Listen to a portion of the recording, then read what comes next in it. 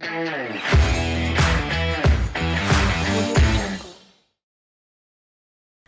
байцгаана уу манайха. За, урнаа байна. Сүхэ байна. За, миний хувьд болохоор бүх нийт боловсролын төлөө иргэний нийгмийн үндэсний эвсэлд ажилладаг. Сэтгэл зүйч мэргэжилтэй. За, би болохоор Монголын гэр бүлийн сайн сайхны нийгэмлэгт залуучуудын хөтөлбөрийн менежерээр ажилладаг. Нийгмийн ажлын мэргэжилтэй. За, тэгээд өнөөдөр бит хоёрын EdTech буюу боловсрол дахь технологийн талаар ярихгаас болсон байна. За тэгэхээр энэ боловсрол дахь технологи гэдэг зүйл яг өнөөдөр Монголын нийгэмд Монгол хүүхдүүдийн боловсролд Монгол байгаа хүүхдүүдийн боловсролд хэрхэн нөлөөлж байгаа, цаашид хэрхэн нөлөөлөх талаар ингээд чиг хандлагын талаар өнөөдөр ярихаар сууж байна. За тэгээд ямар ч тач сайн ус өгөө. За дажгүй сайн байна уу? За ажил сайн уу? Миний ажил тунган сайн байна. За бид хоёрын хувьд гэвэл хоёулаа яг ингээд боловсролын чиглэлээр бас хүүхдүүдтэй сургууль дээр бас ажилладаг байгаа. Тэгээд энэ чиглэлээрээ бас EdTech-ийн тухай хүмүүстэй яриул айгу зүгээр юм болов уу гэсэн үүднээс өнөөдөр энэ подкаст бичигдэж байгаа. Тэгэхээр EdTech буюу боловсрол дахь технологи гэж яг юу юм бэ? Энэ талаар танилцуулбал. За, EdTech яг одоо дэлхийн нийтээр хүн ам дээр бол яг энэ нэг боловсролын технологи гэдэг утгаар ойлголт агуулгыг бол ковидын үеэс бол яг эрчимтэйгээр аюул сайн мэдэж ойлгож авч байна. Яг Монгол ч гэсэндээ яг ялгаагүй. Гэхдээ яг нэг судлаад үзсэнгүүт ер нь энэ технологи ашиглаад боловсролыг олон нийтэд хүргэх, түгээх гэдэг агуулга бол өөрөө 2000-ад оны үеэс ер нь бол эхэлсэн юм байлээ. За тэр үед яг юу болж исэн бэ гэхлээр one laptop per child гэдэг OLPC гэдэг одоо санаачлага ерөөхдөө дэлхийн нийтээр маш их явж исэн. Тэгээд яг нэг одоо тэр үед чинь яг технологийн бүүн болж исэн үе шүү дээ. Тийм шүү дээ. Тэгээд суурин компьютер ингээд гарч ирлээ. Тэргээр ингээд бүх юмнуудыг хийх боломжтой гэдэг чинь. Яг тэр үеэс эхлээд ерөөхдөө яг энэ технологи салбар болгоноор орж эхэлж исэн. Гэхдээ яг боловсролын технологи гэх юм бол бид нар ялдаж байхгүй нэг ковидоос болоод халдвар хамгааллын нийгмээ барих ч гэдэг юм. Тэдгээртэй холбоотойгоор бол ерөнхий бүүн болж гарч ирсэн ийм сэдв юм байлээ. Би яг санаж байна л да. Яг бид нарыг жоохон байхад боловсролтой технологи гэхээр нөгөө мэдээлэл зүйн кабинетад ийм хідэн одоо суурин компьютерууд байдаг. Тэгээд тэрүүн дээр за компьютер асааж үзээрэй, унтрааж үзээрэй гэж зааж өгдөг тийм. Тэгээд яг тэрийг бол технологи гэж ойлгодог байсан. Тэгээд жоохон томроод арай өөр болоод яг чиний хэлдгээр би бас яг санаж байна. Ковидын өмнө нь хүмүүс ч за боловсрол цаашид бол яг технологи болноо. Технологи одоо уламжлалт арга барил буюу багш нар цаашид баг ингээ хэрэггүй болох ч юм шиг тий. Гэх мэт ярианууд бүр айгүй хэрчмтэй явж ирсэн шүү дээ. Баг нөгөө VR-аар хичээлээ үзчихэн, VR-аар хүмүүс танилцсан, баг ингээ очиод ингээ чи хоёр шиг ингээ хамтдаа суух нэг шаардлагагүй дээ. Аватар үсгэл явна штэ гэл нөгөө металандууд яваал айгүй тийм супер төсөөлттэй байсан ч гинт ковид гараад ирсэн мөн үү. Тэгэхээр яг энэ талаар ковидын өмнө нь бид яг ямар төсөөлттэй байсан юм бэ? Тэгээ энэ талаар илүү дэлгэрэнгүй нарийн ярьж өгвөл. За яг хоо ковидын үед бол зөвөр миний анзаарснаар гэх юм уу яг энэ боловсролын технологитой холбоотойгоор ер нь хүмүүс их өөдрөг төсөөлттэй байсан юм шиг санагдтыг. Тэгээд яг нэг хийж үзчихэж сайн мууг нь мэднэ гэдэгтэй штэ. Тэрнтэй яг холбоотойгоор яг сая чиний хэлсэнчлэн одоо нэг алсын зайны сургалт болон цаг хугацаа хэмнэн одоо нэг өртөг хэмнэн гэх мэтчлэн маш олон давуу талууд бол мэдээж байгаа. Тэгээд яг ковидын өмнө ч бас тэр линзээр маш их харж исэн баг. Гэхдээ ковидын дараачаас өөрөө юу болоод эхэлсэн бэ гэхлээр нэг доктортой хөгжлийн зорилго дээр бас байдаг. Хэнийг ч ардаагүй үлдээ гэдэг ерөнхийдөө зарчим байгаа шүү дээ. Тэр зарчим өөрөө хүндэгдэх хамгийн эрсдэлтэй байна гэдэг зүйлийг бол ерөнхийдөө харж эхэлсэн гэсэн үг. Тэгээд судалгаанаас ерөнхийдөө хараад үзэх юм бол яг ковидын үед буюу 2021 онд болохоор яг энэ одоо цахим хичээл болон теле хичээл буюу боловсролын технологиор дамжуулаад энэ боловсролыг түгээх үйл ажиллагааг оролцсон шүү дээ тийм. Дэлхийн нийтээр. Энэ хүрээнд бол Монголд яг 2021 онд бол 174 мянган хүүхэд яг энэ боловсролын технологи хичээлдээ агуулгатай хамрагдаж чадаагүй гэсэн судалгаа гарсан байт юм лээ. Тэгэхээр яг нэг талаасаа бол нэг алсын зайнаас хөнгөвчлөдөг, хялбарчилдаг.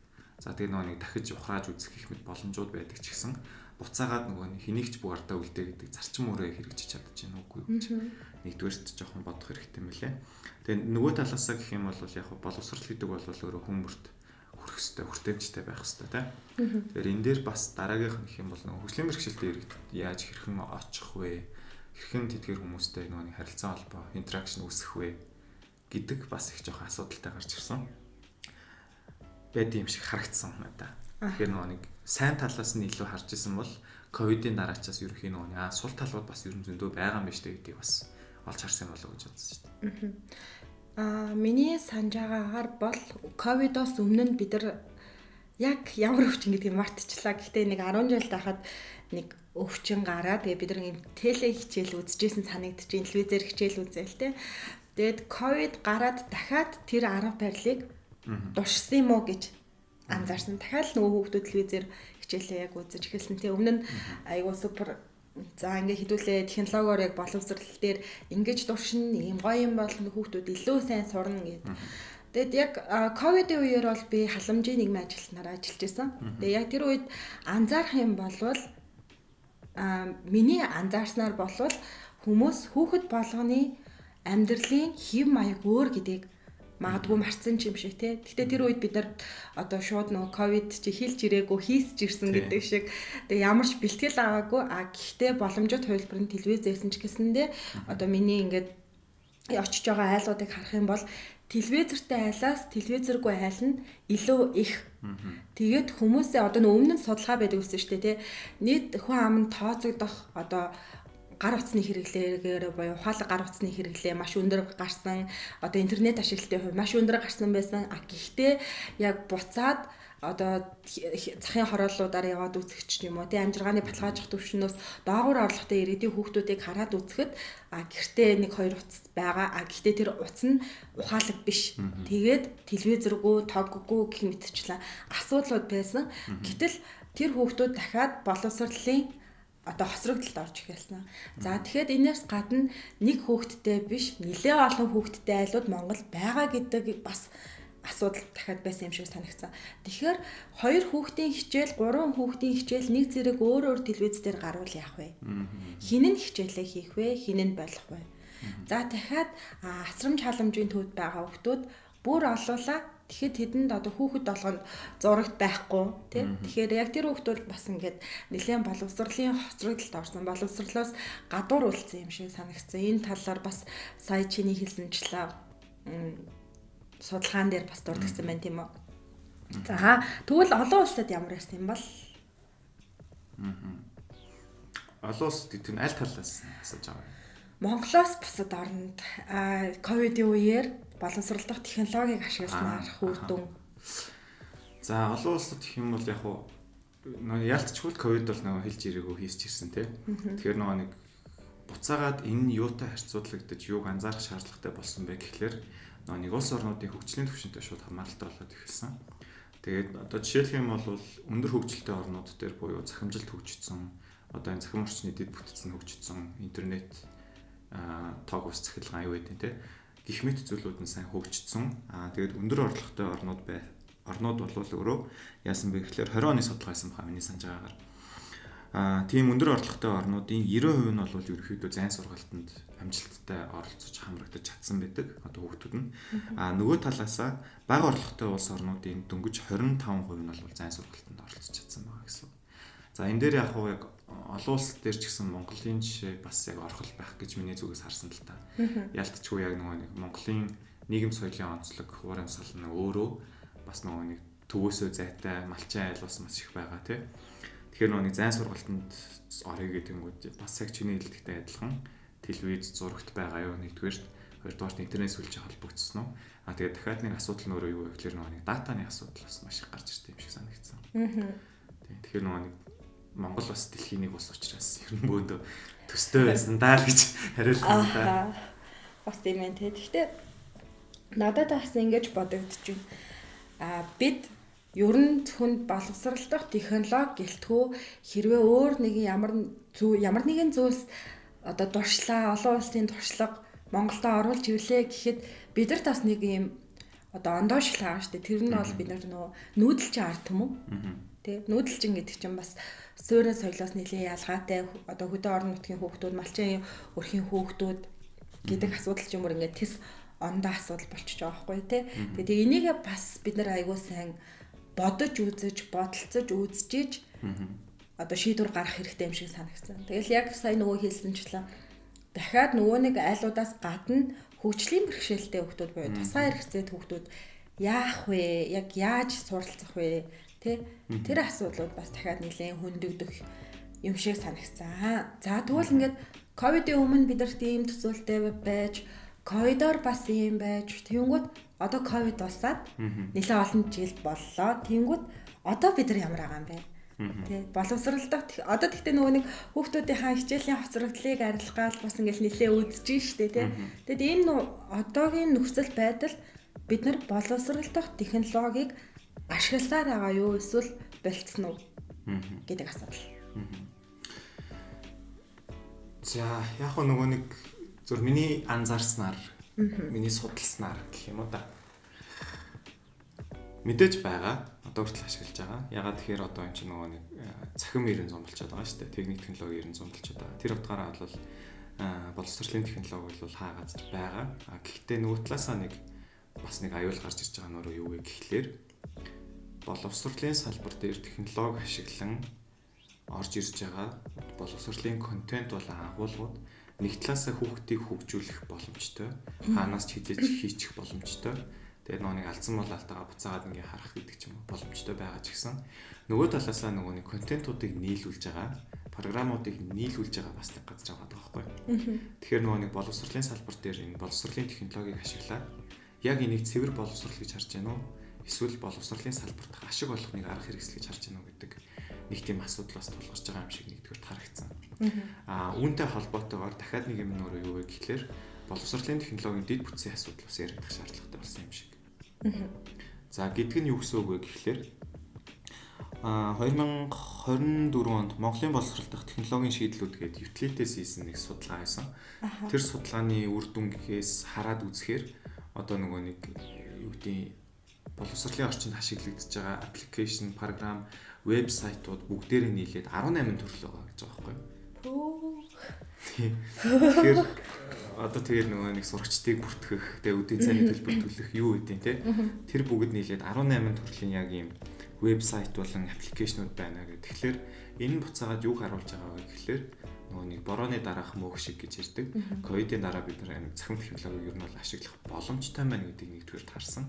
Гэхдээ эннийхээ ард нь юу байгаа вэ гэхлээр юуг нь хэрхэн ашиглах вэ гэдэг зохицуулт бас жоохон наривчлан хийгдэх хэрэгтэй болов уу гэж миний зүгээс харсан. Яг зөв сонсогч. Тэгээд би нэг ийм юмнууд нэлээд сонсч байсан. Хүүхдүүдтэй ажиллах болон босоод сургуулийн нийгмийн ажилтнуудаас хүүхдүүд одоо нөгөө нэг сургууль дээр боловсролдох технологи ашиглагдаж байгаа хэлбэрүүд нь өөрсдөө ямар нэгэн чиний яг саяны хэлдэг шиг сайт ч юм уу аппликейшн ч юм уу ингээд хэд хэдэн зүйлс байна те. Тэрийг ашиглахын тулд хүүхдүүдэд ухаалаг утас хэрэгтэй болж байгаа. Тэгээд дахиад дагалдаад дата хэрэг болж байгаа. Тэнгүүд ингээд сургуулиуд дээр дата ингээд тавигдсан, Wi-Fi тавигдсан. Гэтэ одоо тэр олон хүүхдүүдэд мэдээж Wi-Fi хүрэхгүй. Тэгэхээр багш нар өөрсдөө дахиад өөрсдийнхөө халааснаас нөгөө дата авах хэрэг гарч байгаа. Тэгээд за багш нар ингээ авчлаа гэхэд хүүхдүүд тэ тэр чинь ингээ нөгөө нэг датагаа хангах боломжтой хүүхдүүд байна. Тэгээд авч чадахгүй хүүхдүүд байна. Тэгэл дахиад нөгөө нэг одоо чи юм би тийм гэдэг нөгөө ялгаа гараад ирж байгаа байхгүй ганц Wi-Fi-наас болоод тэгэнгүүтээ нөгөө нэг хүүхдүүдийн ухаалаг одоо утасны хэрэглээг багасгахыг тий юу яа гэдэг нөгөө сошиал хэрэглээг нь багасгахыг гэж хичээгээд байгаа хэрнээсээ нөгөө талаасаа дахиад чи ийм юм хэрэглэх хэрэгтэй ийм сайтаар ингэж хичээлээ хийх хэрэгтэй гэд буцаагаад нөгөө нэг шаардлагыг үүсгээд байгаа нөр амар тийм сонин хоёр толгойтой мангас шиг ингээд нэг тийм сонин тогтолцоо юм шиг санагдсан. Тэгээ дээрээс нь би ийм хит хитэн кейс сонссон. Өдрийн цагаар нөгөө нэг одоо сайт дээр ч юм уу тэр аппликейшн дээр ажиллах технологийн одоо нөгөө хичээлийн хийх цаг гэх юм уу да. Тэр цаг байдаг. Тэгээ тэр цагаар хүүхдүүд хичээлээ хийх гэхээр зарим нэг хүүхдүүд нь ухаалаг уцахгүй. Тэгэхээр нөгөө эмээ өвөөтэйг амьдардаг хүүхдүүдийн эмээ өвөө нь яг тэр цагийн төхүүлээд ирж уцаа өгчөөд 40 минут ингээ өвдөнд нь хүлээж агаад уцаа аваад буцаага явдаг. Яагаад гэвэл тэр гэрт ганц л уц байгаад байна шүү дээ тий. Нөгөө нэг жоохон байхад нэг юм кино гардаг байсан ш. Нөгөө дүүдээ гутлаа ирж өгчөөд өөрийнх нь хичээл авахаар болохоор нөө өөрөө гутлаа аваад ингээ гүйдэг амирх гүйдэг. Бараг тэр юм уу тий маш тийм харамсалтай. Тэгээд энийг шийдэхийн тулд ийм таблетууд сургуулиудаар өгсөн гэсэн. Тэгээд миний сонсноор бол тэр таблетууд айгүй хурдан цэнийг дуусчдаг. Цэнэглэхийн тулд шүнжэнгөө тэр таблетыг ингээд залгаж хондог гэж байгаа байхгүй. Тэгжээч цэнийг ордог. Тэгэхээр эрчим хүчний асуудал. Тэгээд дахиад нөгөө урсгал зардал энэ төрөйгээд надад бол яг энэ асуудал бол айгүй тийм асуудалтай, маш их тийм зөв шийдэл хэрэгтэй үнцөө одоо салбарч гэх юм уу санагдсан. Тийм байсан. Чамд өөр нэмж хэлмээр байгаа нэг иймэрхүү байгаа шүү гэсэн зүйл байгаа юу? Яг хоёлаа л ер нь адилхан л боддог юм байна. Айгүй ойрхон бодолтой хүмүүс байсан байна. Яг хоо ерөнхийдөө бас яг тэгэж бодож байгаа. Тэгээд нөгөө талаасаа гэх юм бол нөгөө нэг энэ чин дан ганц технологийн хэрэглээ гэхээсээ илүү буцаагаад тухайн хүүхдийн хүний амьдралын чанар за тэгээд нөгөө нэг хөрөнгийн ялгаагаас хэлсэн шүү дээ. Хэмэд зүйлс төр нэг эрсдэл гарч ирж байгаа, ялгуурлан гадуурхал гарч ирж байгаа. Тэгээд сая бас нөгөө нэг уцтай гэд хэлсэн чинь бас санчлаа. Тэгээ нэг зарим гэрийн даалгаврууд идэвхтэй пирсэн гэдэг ч юм уу те. Гэрийн даалгаврыг гэртээ очиод бас хийх шаардлагатай болдог. Тэгэнгүүт бас надад сонсогдсон кейс нь юу вэ гэхлээр за яг тухайн одоо яг чиний хэлсэн кейстэй адилхан. Ингээд зөвхөн ээж аав хоёр нь ухаалаг үтстэй. Хүүхэд нь бол ухаалаг үтс ашигладаггүй байлаа гэж бодоход тухайн хүүхэд гэрийн даалгавраа хийхийн тулд ээж аавыгаа ажлаас нь ирэхийг хүлээдэг. Тэгэхээр магадгүй тэр хүүхдийн хичээл нь өглөө орсон бол өдөр хичээлээ дараад гэртээ ирээд ээж аав нь ингээ ажиллаад хараад ирэхийг хүлээн. За тэгээд Монголын цаг дээр бодоод үзэх юм бол хэдүүлээ 6 гэж тарлаа гэж бодоход нэг төгжрлээ 7 хагас 8 гэдэг ч юм уу те. Тэгээд хурж ирэнгүүт нь утсыг нь аваад чүүвэ ингээд нэг даалгавраа хийдсэн болоод тэгээ буцаагаад амарлаа гэж бодоход нэг хүүхэд тэр хугацаанд ээж аваагаа хүлээж байх хугацаанд даалгавраа хийчихэд оройн нуг нь эрт унтах бас боломж өгөн байсан юм шиг харагдаж байгаа.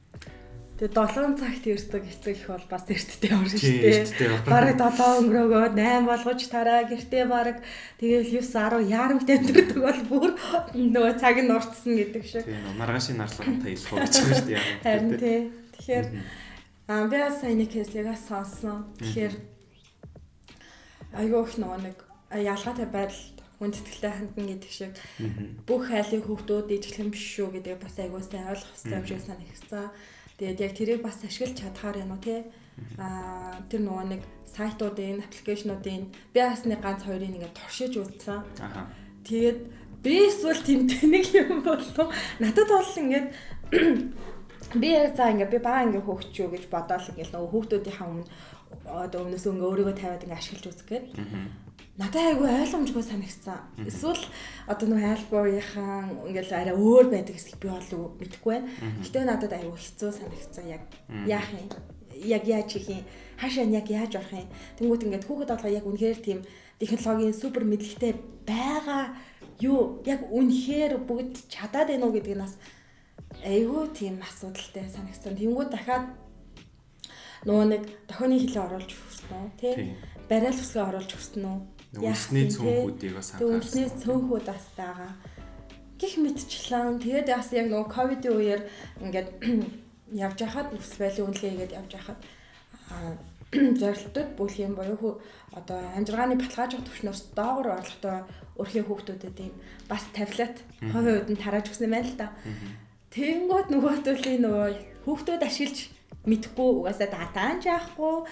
Тэнгүүд ээж аав нөгөө нэг жоохон уудаг бол тий авч яваа.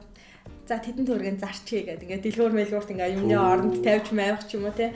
Тийм юмнууд айгүйх болсон гэж байгаа байхгүй юу? Тийм. Тэгэхээр бид нар дахиад л бодох цаг хэрэгтэй. Бид нарын энэ нөгөө нэг туршил тоорнд хүүхдүүд ерөөсөө одоо хохирч болохгүй тий. За бид нар ингээ хохироход бас нэг өөр байлаа гэхэд хүүхдүүд хохирч болохгүй ялангуяа боловсролын хувьд бол бүр ингээд гадна үлдээд орхигдоод ингэж бүр болохгүй гэж бодож байна.